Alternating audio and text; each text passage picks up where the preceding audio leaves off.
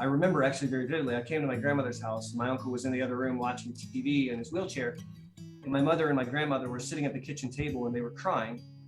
And they weren't crying because my uncle had MS. They were crying because they couldn't get a hold of their doctor and they were scared and alone. And I told my mom that I would learn to do it better and that I would learn to make sure that nobody treated another family like our family was treated. Welcome to the Find Empathy Podcast, a podcast for psychologists and therapists who specialize in health. My name is Dr. Megan Beyer, and I'm a clinical psychologist with training in health psychology, rehabilitation psychology, and neuropsychology. Our goal is to help people living with challenging medical conditions find the mental health providers who understand their diagnosis. Our continuing education, which includes this podcast, is focused on increasing the number of mental health providers who can help. Our first series is focused on multiple sclerosis. In every episode, you will hear the voices of people and families living with MS. People like Tyler Campbell, Ashley Pike, and Warren Tannenbaum. And I flat out woke up and I could not walk. I could not talk. And I had paralysis down the right side of my body. People with MS, we feel ashamed. This is something we can't control. We have no grasp on it, and we feel this guilt, this incredible guilt that we can't be ourselves. There's really no guidebook that's given out for the care spouse.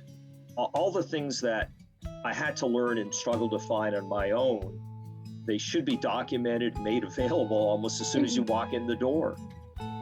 After you've heard from the individuals with lived experience, you will then learn about the diagnosis from recognized experts and clinicians. A few examples include Dr. Mitzi Joy Williams. I'm a board-certified neurologist and a fellowship-trained multiple sclerosis specialist. Adam Kaplan, neuropsychiatrist trained at Johns Hopkins. Well, my name is Tracy Tyson Miller. I'm in Jacksonville, Florida, and I handle Social Security disability claims. Finally, for each topic, you will learn about the latest research and behavioral techniques from nationally and internationally recognized mental health professionals. You will learn strategies and interventions you can use in your very own practice to support the individuals and families living with these challenging medical conditions.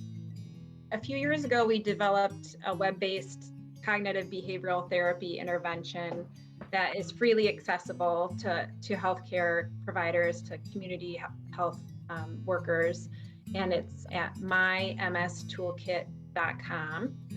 Particularly folks who have mobility issues, getting in and out of bed 5 times a night in order to adhere to the traditional CBTI protocol is a bit of a challenge. And so with this program, we're investigating whether adapting it to meet the mobility needs of people with MS can be accomplished without the frequent getting in and out of bed.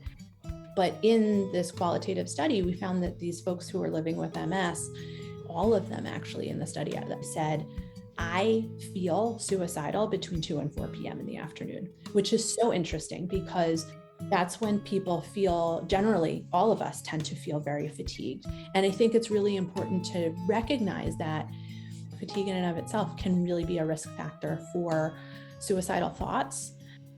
This is the Find Empathy Podcast. Please subscribe now wherever you get your podcasts.